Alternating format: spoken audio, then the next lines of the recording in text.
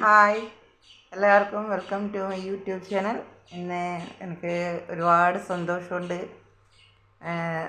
അതുകൊണ്ടാണ് ഞാൻ നിങ്ങളോട് നേരിട്ട് തന്നെ പറയാമെന്ന് വെച്ചാൽ നല്ല ഭയങ്കര നമ്മൾ യാത്ര പോയിനും നമ്മുടെ ഒരു ക്ഷേത്രത്തിൽ പോകാനുണ്ടേനും ഒരു വഴിപാടെല്ലാം കഴിക്കേണ്ടതിന് യാത്ര പോയി. നമ്മൾ ഇന്നലെ രാത്രി ഇവിടെ എത്തി വളരെ സന്തോഷം. യാത്രയിലും സന്തോഷം, നമുക്ക് ഇവിടുന്ന് പോകുമ്പോൾ സന്തോഷമായ ഒരു കാര്യമാണ്. ആ കാര്യം ദൈവാനുഗ്രഹം കൊണ്ടും പിന്നെ നമ്മളെ സ്നേഹിക്കുന്നതും ഒരു നല്ല ഒരു സ്നേഹിക്കുന്ന ആൾക്കാർ ഉള്ള ഒരു ഇതുകൊണ്ട് മാത്രമാണ് ഈ സന്തോഷം എനിക്ക് പങ്കുവെക്കാൻ, എൻ്റെ മുഖത്തിൽ കാണുന്ന സന്തോഷങ്ങളും അതുകൊണ്ട് മാത്രമാണ്. പിന്നെ എന്നെ സ്നേഹിച്ച, എന്നെ മനസ്സിലാക്കിയ എൻ്റെ ഭർത്താവിൻ്റെ ഒരു സ്നേഹം കൊണ്ടും അതുകൊണ്ടാണ് എന്നെ ഇത്രയും ഒരു സന്തോഷത്തിൽ എനിക്ക് നിൽക്കാൻ കഴിഞ്ഞ. പിന്നെ കുറേ കാര്യങ്ങൾ മുടങ്ങി വെച്ച കാര്യങ്ങളുണ്ട്, അതെല്ലാം ചെയ്യാൻ കഴിഞ്ഞ് കുറച്ച്. അതുകൊണ്ട് സന്തോഷം. എന്നെ സ്നേഹിക്കുന്ന എല്ലാവർക്കും വളരെയധികം എൻ്റെ ഹൃദയപൂർവ്വം നന്ദി. പിന്നെ പറയാൻ ഉണ്ട്, പക്ഷേ അത് സമയമാകുമ്പോൾ നിങ്ങൾക്ക് എല്ലാം നിങ്ങളോട് പറയാം. ഇപ്പം ഞാൻ ഇത്രയും പറയാനുള്ളൂ. എന്താണെന്ന് വെച്ചാൽ സന്തോഷം.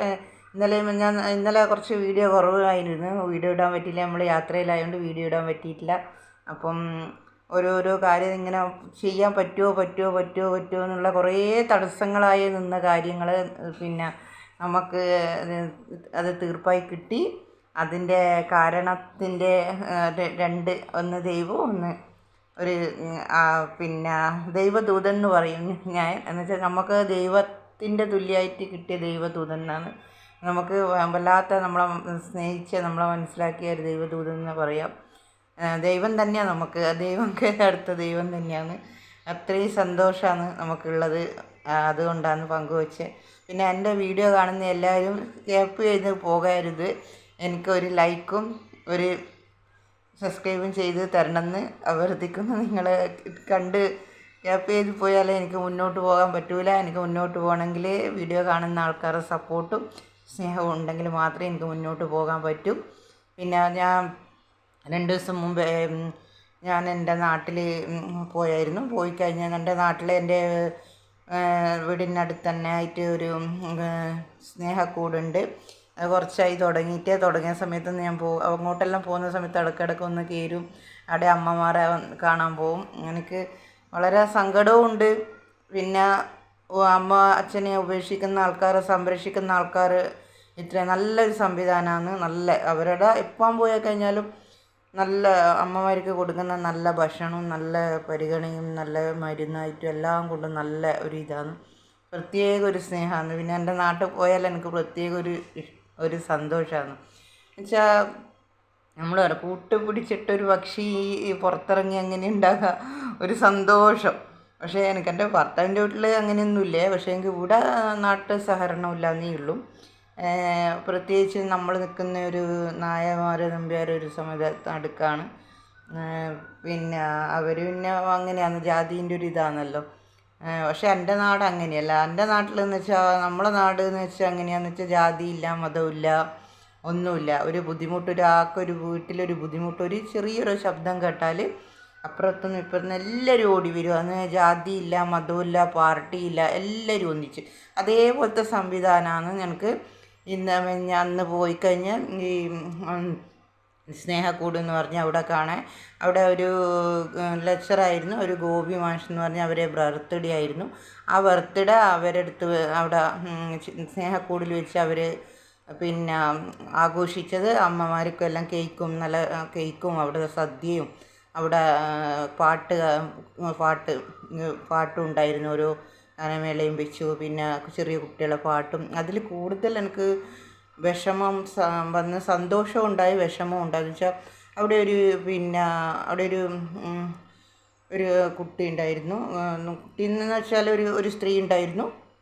അവർക്ക് അവരെ ഭർത്താവ്, അവരെല്ലാം ബോംബെയിലായിരുന്നു. അവരെ ഭർത്താവ് പിന്നെ കമ്പ്യൂട്ടർ എഞ്ചിനീയർ ആയിരുന്നു. കമ്പ്യൂട്ടർ എഞ്ചിനീയർ ആയി അവർ പെട്ടെന്ന് എന്തോ സ്ട്രോക്ക് വന്ന് ഇങ്ങനെ ഇതായി. പിന്നെ ഹോസ്പിറ്റലിൽ കൊണ്ടുപോയി. അതെല്ലാം കാണിച്ചതിന് ശേഷം എന്തോ മരുന്നിൻ്റെ അവിടെ ഹോസ്പിറ്റലേറെ ഒരു മരുന്നിൻ്റെ എന്തോ ഒരു പിഴയ കൊണ്ട് അവർ മൊത്തത്തിൽ ഒരു ഇതായിപ്പോയി.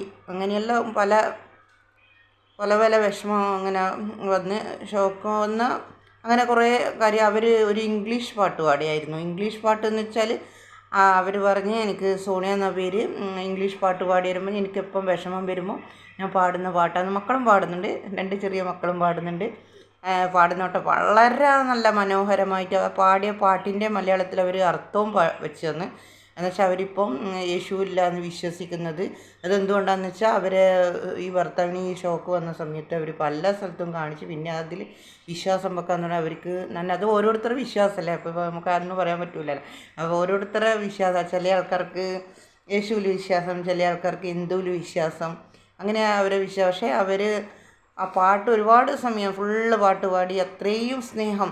എന്നാൽ ഈ 7 വർഷമായി ഈ ഭർത്താവിനെ വീൽ ചെയറിലാണ് ഇരിക്കുന്നത്. 7 വർഷമായി ഈ ഭർത്താവിനെ സംരക്ഷിക്കുന്ന. ആ സമയത്ത് അവർ പറഞ്ഞിട്ടുണ്ട്, അച്ഛനും അമ്മയും പറഞ്ഞിട്ടുള്ളൂ എന്തിനാണ് നിൻ്റെ ജീവിതം ഇതാക്കുന്നത്, അവരെ ഭർത്താവിനെ അവരെ വീട്ടിലാക്കി കളയുന്നു. അപ്പം അവിടെ ആക്കിയാലും പിന്നെ അവർ വിചാരിച്ച് എന്തായാലും ഞാൻ ഭാര്യ തന്നെ സംരക്ഷിച്ചാൽ എൻ്റെ ഭർത്താവ് സുഖാവും. അതുപോലെ പഴയ രീതിയിൽ കുറച്ച് മടങ്ങി വരുന്നുണ്ട്.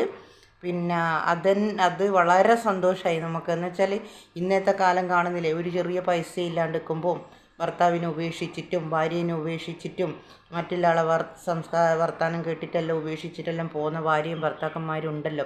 അപ്പോൾ ഇതെല്ലാം ഇതെല്ലാം കണ്ടു കഴിഞ്ഞിട്ട് മാതൃകയാണ്. പ്രത്യേകിച്ചിട്ട് ആ നല്ല സോണിയ എന്ന് പറഞ്ഞാൽ നല്ലൊരു കാണാനും മോശമില്ലാത്ത നല്ലൊരു സ്ത്രീയാണ്. നല്ല കാണാനും മോശമില്ല, നല്ല വിദ്യാഭ്യാസവും ഉണ്ട്, എല്ലാം നല്ലൊരു ഇതല്ല. അങ്ങനത്തെ ഒരു സ്ത്രീ ഒരു ഭർത്താവിനെ ഇത്രയും പരിപാലിച്ച് ആ വേദിയിൽ, ഇത്രയും ആൾക്കാരുടെ വേദിയിൽ പിന്നെ അവരിങ്ങനെ വെൽച്ചറിൽ ഇരുന്നിട്ട് മുഖമെല്ലാം ഇങ്ങനെ ഇടയ്ക്കിടയ്ക്ക് തുടച്ചു കൊടുക്കുന്നുണ്ട്, ഭക്ഷണം ഊട്ടിക്കൊടുക്കുന്നത്, ഭക്ഷണം ഊട്ടുന്നത് എല്ലാം കൊണ്ടും. ചില ആൾ അവർ പറഞ്ഞ് ഇവിടെ ഇരുന്നവരെല്ലാം ഓരോരുത്തർ വിചാരിച്ചു, നമ്മൾ ഫസ്റ്റ് വിചാരിച്ച് പിന്നെ അവരെ ആങ്ങളെയോ അല്ലേ അവരെ പിന്നെ മകനും അങ്ങനെയാണല്ലോ എല്ലാവരും വിചാരിച്ച്. അവിടെ എല്ലാവരും പറഞ്ഞു അങ്ങനെയാണ് വിചാരിച്ചത്. പിന്നെ അവർ അലോൺസ് ചെയ്ത് ഭർത്താവിൻ്റെ കാര്യം പറഞ്ഞുതരാമെന്ന് എല്ലാവരും അറിഞ്ഞത്. പക്ഷേ അങ്ങനെ ഒരു സംരക്ഷിക്കുന്ന ഒരു ഭാര്യ മാറും. അതേപോലെ തന്നെ ഭർത്താക്കന്മാരുണ്ട്. അതാണ് സുഹൃത്തുക്കളെ ഏറ്റവും സ്നേഹം. നമ്മളെ സ്വത്തോ പൈസയോ പണമോ ഒന്നുമല്ല. നമ്മളെ സ്നേഹിക്കാനും മനസ്സിലാക്കാനും നമ്മളെ സംരക്ഷിക്കാനും ഒരു ഭാര്യയായാലും ഭർത്താവായാലും ഉണ്ടെങ്കിൽ അതാണ് ജീവിതത്തിൽ കിട്ടുന്ന ഏറ്റവും വലിയ സുഖം. അല്ലാണ്ട് ഒരുപാട് സ്വത്തുണ്ടായിട്ടും പൈസ ഉണ്ടായിട്ടും നമ്മളത് നോക്കി നിന്ന് നമ്മളെ സ്നേഹിക്കാൻ ആരും ഇല്ലെങ്കിൽ എന്തിനാ പൈസയും പണം ഒന്നും ഉണ്ടാവില്ല. ഞാൻ തന്നെ ഇത്രയും സ്നേഹവും സന്തോഷത്തിലും ഞാൻ നിൽക്കുന്നുണ്ട്. എൻ്റെ ഭർത്താവിൻ്റെ സ്നേഹം മാത്രം. പൈസയിൽ ഇന്ന് വരും നാളെ പോവും, അതൊന്നുമല്ല. പക്ഷേ നമ്മളെ വിഷമം വരുമ്പം ഞാനില്ലേ കൂടാ എന്ന് പറയാൻ ഒരാളുണ്ടെങ്കിൽ അതാണ് ഏറ്റവും വലിയ സ്വർഗം. അല്ലാണ്ട് നമ്മളൊരു കുറച്ച് നേരമുള്ളൊരു സന്തോഷത്തിനോ സുഖത്തിനോ വേണ്ടി നമ്മൾ മറ്റൊരു പുരുഷനെയോ മറ്റൊരു സ്ത്രീനെയോ തേടിപ്പോകുന്നതല്ല ജീവിതം. ജീവിതത്തിൽ ഒരുപാട് കാര്യങ്ങളുണ്ട്, ഒരുപാട് ഇതുണ്ട്. ജീവിതത്തിൽ കഷ്ടപ്പാടും ദുഃഖങ്ങളും ഉണ്ട്. അതെല്ലാം അതിജീവിക്കണം, എന്നാലേ ജീവിതത്തിലൊരു ജീവിതം എന്ന് പറയാൻ പറ്റും. എന്നാലേ പക്ഷേ കഷ്ടപ്പാട് ഉള്ളാൾക്ക് ഒരുപാട് കഷ്ടപ്പാടുണ്ടാവും, എന്നാലും അതിൽ അതിജീവിക്കണം, എന്നാലേ അതിൽ മുന്നോട്ട് നല്ല ഒരിതുണ്ടാവും. നമ്മളെ സന്തോഷവും ഇന്ന് നമ്മളെ സ്നേഹിക്കുന്ന, നമ്മളെ മനസ്സിലാക്കി സ്നേഹിക്കുന്ന ജീവിതത്തിലൊരു എന്താ പറയണ്ടേ ദൈവദൂതനുണ്ട്. അതുകൊണ്ടാണ് ഇന്ന് ഞങ്ങൾക്ക് ഇത്രയും സന്തോഷത്തിൽ നിങ്ങളോട് സംസാരിക്കാൻ കഴിഞ്ഞ്. നമ്മൾ ഇന്നലെ ലേറ്റായിപ്പോയി ഇവിടെ എത്താൻ. അങ്ങനെ എത്തി. നമ്മൾ സമയത്ത് അരി സാധനങ്ങളെല്ലാം വാങ്ങി, നല്ല മീനെല്ലാം കിട്ടി. നല്ല മാർക്കറ്റിൽ വരുന്ന സമയത്ത് നല്ല മത്തി ഉണ്ടായിരുന്നു, 50 രൂപ കിലോ. അങ്ങനെ അത് വാങ്ങി, ചീരയും വാങ്ങി, ചുവന്ന ചീരയും വാങ്ങി, എല്ലാം വാങ്ങി. എല്ലാം സന്തോഷമായിട്ടാണ് ഇവിടെ വന്നത്. ആ സന്തോഷം നിങ്ങളോട് പങ്കുവെക്കാമെന്ന് പറഞ്ഞാൽ അതിലപ്പുറം ഞാൻ പറഞ്ഞായിരുന്നല്ലോ, ഒരുപാട് മുടങ്ങി കിട്ടൂല എന്ന് വിചാരിച്ച കാര്യങ്ങൾ റെഡിയായി. എല്ലാം നിങ്ങളെ സ്നേഹങ്ങളും ദൈവത്തിൻ്റെ അനുഗ്രഹവും എന്നെ സ്നേഹിക്കുന്ന എല്ലാവരും അനുഗ്രഹവും പിന്നെ ദൈവദൂതനായ ആ നല്ലൊരു മനുഷ്യന് നമ്മളെ 2 പേരെയും ഹൃദയം നിറഞ്ഞ് നന്ദി നമസ്കരിക്കുന്നു. ഏറ്റവും അതാണ് എനിക്ക്. പിന്നെ എല്ലാവരും തീർച്ചയായും എനിക്ക് സപ്പോർട്ട് ചെയ്യണം, ഷെയർ ചെയ്യണം, ലൈക്ക് ചെയ്യണം, സബ്സ്ക്രൈബ് ചെയ്യണം. അത്രയും തന്നെ നിങ്ങളോട് അഭ്യർത്ഥിക്കുന്നുള്ളൂ. നന്ദി.